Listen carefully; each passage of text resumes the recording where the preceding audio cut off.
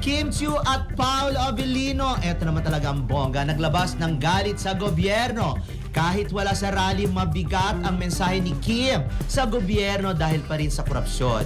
Bahagi ng kanyang sinabi, paano nyo nagagawang ngumiti sa kapwa Pilipino habang ninanakawan nyo sila?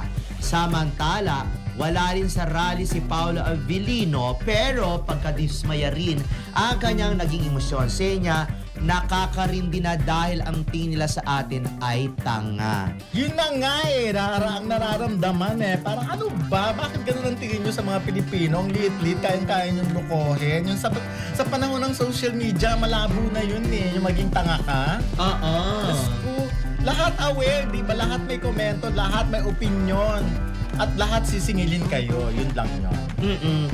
Si Paolo at si Kim, nasa Cebu sila ngayon para sa third cycle ng yung serye na happy birthday kay Direk Jojo Sagi. Yung director ng serye na yun. Yes, at umalis yata sila nung Sunday or Saturday yata, mga ganon. So, siguro nga kung nandito sila sa Manila, nandun din itong dalawang to. Alam naman natin si Kim, naninindigan talaga yan. Katulad ng mga totoo. Ako kasi bilang ordinaryong tao, gusto ko naman na nakikita yung mga hinahangaan ko. Meron silang paninindigan at nandun sila sa kung ano yung gusto kong ipaglaban. Kasi parang ang hirap naman na tayo lang ang lumalaban, yung mga nasa baba. Pero yung mga nasa taas at maalwan ng buhay na may kakayahang lumaban, parang sila pa yung hindi natin nakikita. So sa case nila Kim at Paolo, naglalabas sila ng opinion nila, ginagamit nila ang kanilang social media platform. Malaking bagay yun. Ayun. Pero dapat yung tandaan kung sino kayo. Of course. Ano nga ng aking t-shirt. Eto, tandaan mo kung sino ka dahil ikaw ay Pilipino, naninindigan, lumalaban at handang maglabas ng kanyang saloobin. Yes. At rumampa kahit kanino. At rumampa sa kalye.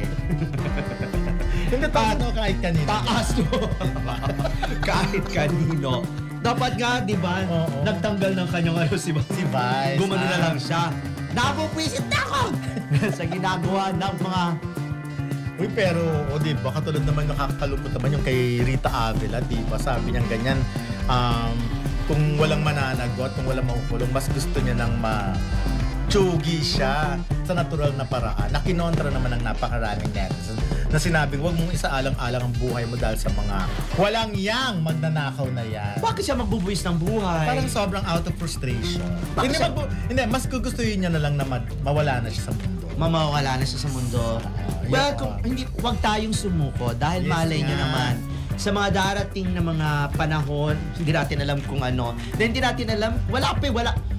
Puro mga DPWH, puro mga contractor pa lang ang isinasalang. Wala pa tayo dun sa exciting. Wala pa, Napakatagal!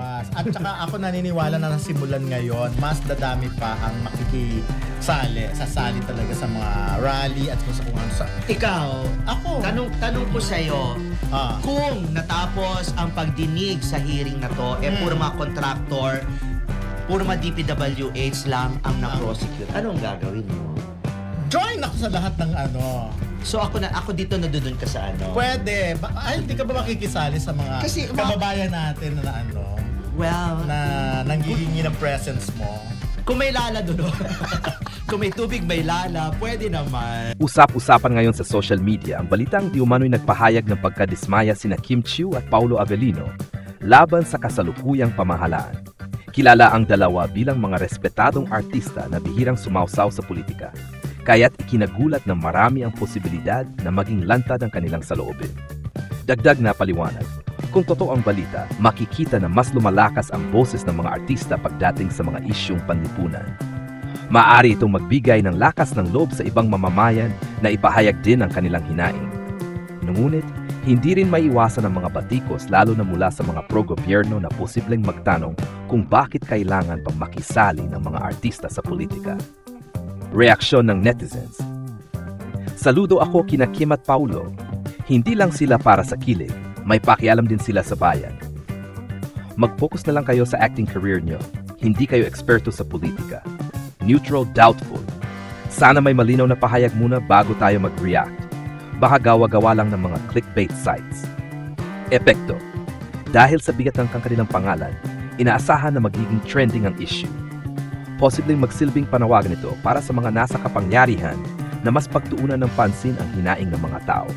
Sa kabilang banda, maaari rin itong magdulot ng divisive debate sa social media kung saan magtatagisan ng fans, bashers, at mga taga-suporta ng gobyerno. Kung totoo ang balitang, galit din sina Kim Chiu at Paulo Avellino sa gobyerno. Malaking usapin ito dahil parehong malalaking personalidad ang dalawa sa industriya ng showbiz. Masasabi ko rito, ang mga artista tulad ni Kim at Paulo ay may malaking impluensya sa publiko. Kaya kapag nagpahayag sila ng saloobin laban sa gobyerno, natural na magkakaroon ito ng malawak na epekto. Maari itong magbigay lakas ng loob sa ibang mamamayan na ipahayag din ang kanilang hinaing. Pero maari rin silang makatanggap ng batikos mula sa mga hindi sumasang-ayon sa kanilang pananaw. Mahalaga ring tandaan na may karapatan ng bawat isa, artista man o hindi, na magsalita tungkol sa mga isyong panlipunan. Kung sakaling totoo ang kanilang pagkadismaya, posibleng galing ito sa mga isyong kinakaharap ng bansa, gaya ng kahirapan, katiwalian o kakulangan sa serbisyo publiko. Ngunit dapat din suriin ng mabuti kung verified ang balitang ito dahil madalas ay nagiging clickbait ang ganitong mga headline para lamang magdulot ng intriga. May dadagdag ko sa balitang ito na kung sakaling ngang nagpahayag ng pagkadismaya sina Kim Chiu at Paulo Avellino sa gobyerno, maaring ito ay sumasalamin sa sentimiento ng maraming Pilipino na nadidismaya sa kasalukuyang kalagayan ng bansa. Dagdag pa rito, kilala ang dalawa bilang mga respetadong artista na bihirang magsalita tungkol sa politika.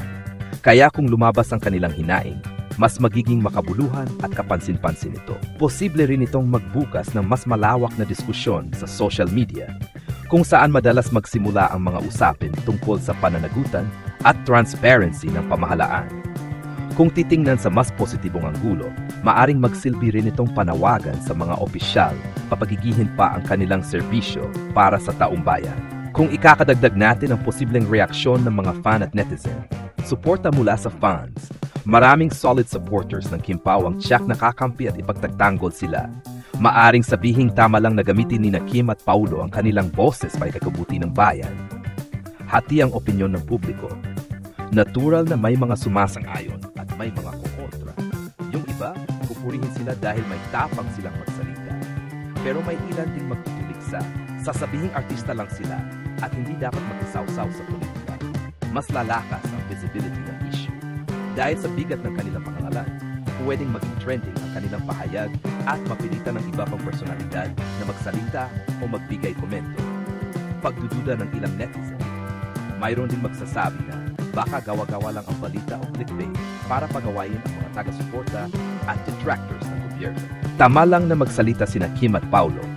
Hindi porket artista sila, wala na silang karapatang magpahayag ng saloobin.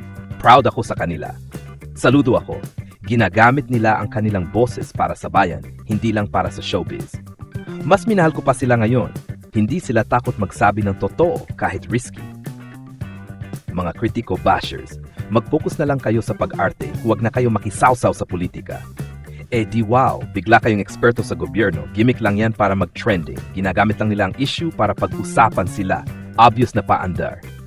Mga neutral na dududa. Totoo ba to? O gawa-gawa lang ng fake news para pag-away ng mga pro at anti? Kung may reklamo sila, mas magandang idaan sa tamang paraan kaysa sa social media. Sana malinaw muna kung verified talaga ang statement nila bago tayo mag-react.